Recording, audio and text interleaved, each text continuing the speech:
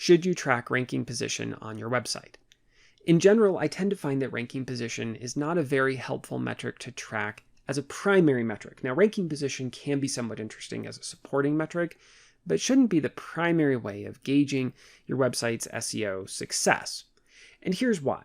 Ranking position out of context is somewhat meaningless. You need a lot more information to understand what that ranking position is telling you.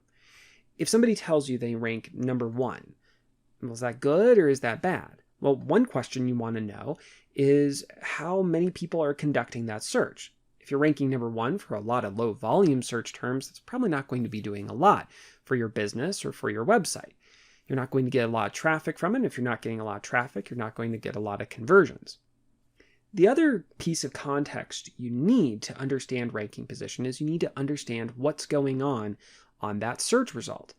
Over the last several years, Google has added a lot of other features to search result pages along with ads. In some cases, you'll conduct the search and you'll see tons of ads on a page. There's a knowledge panel, there's a people also ask feature, there's maybe some carousels with different information on there, and then halfway down the page or more, you see the first organic search result. So you're ranking number 1, but really you're halfway down the page. So you're not going to get a lot of traffic out of that. You're probably not going to get a lot of people even seeing your organic search listing. In other cases, that first organic search result is higher on the page, but it's sandwiched in between a lot of ads and some kind of feature on the search result. That's not so great either, and it's probably going to get lost. In those searches, maybe it's better to rank 2nd or 3rd because 2nd or 3rd ranking position might actually be more prominent given what else is happening on that search result.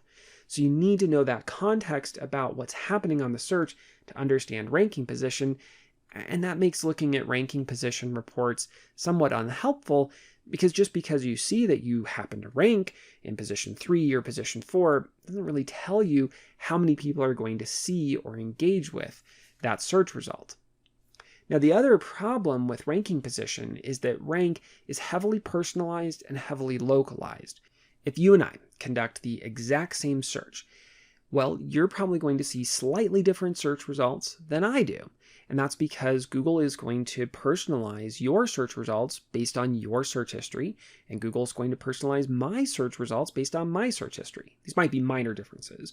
Maybe what I see ranking number 2, you see ranking number 3. But it could also be really big differences.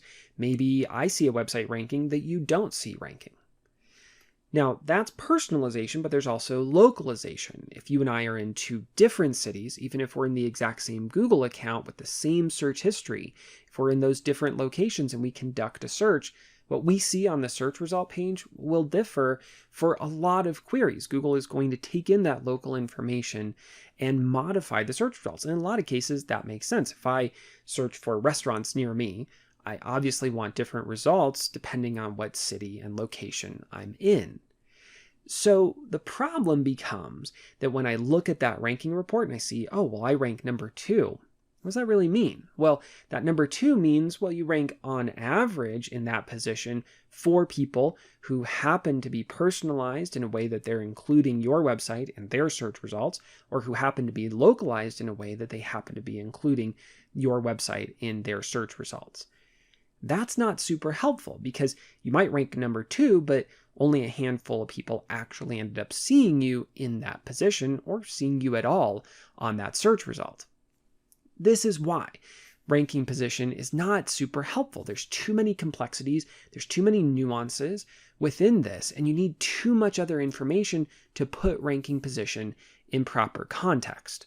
Instead, a better primary metric to understand your website's SEO performance is traffic. By looking at traffic, you can immediately understand how many people are coming to your website out of organic search. How many people found your website? How many people clicked to your website? And then from there, you can break the traffic down and understand how many people who came to your website engaged with your website in a meaningful way. How many people converted on your website? You can also monitor your traffic more easily over time. You can see if your traffic suddenly fell off or if your traffic suddenly increased. Unlike ranking position, you might find that your ranking position goes suddenly from position 2 to position 5. But did that really change your traffic? Or did you simply lose a whole lot of rankings that weren't driving you any traffic, and that caused your overall ranking average to drop? Traffic tends to be a better primary metric as a result, because you don't need as much context or as much nuance to understand what's happening with traffic as you do ranking position.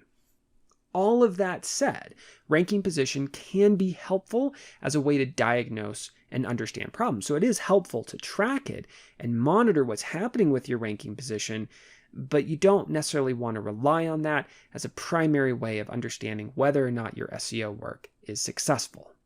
If you have any questions about this or other aspects of SEO, please let me know. You can email me at matthew@elementive.com. If you liked this video and want to see more like it from Elementive, please subscribe. Thanks for watching.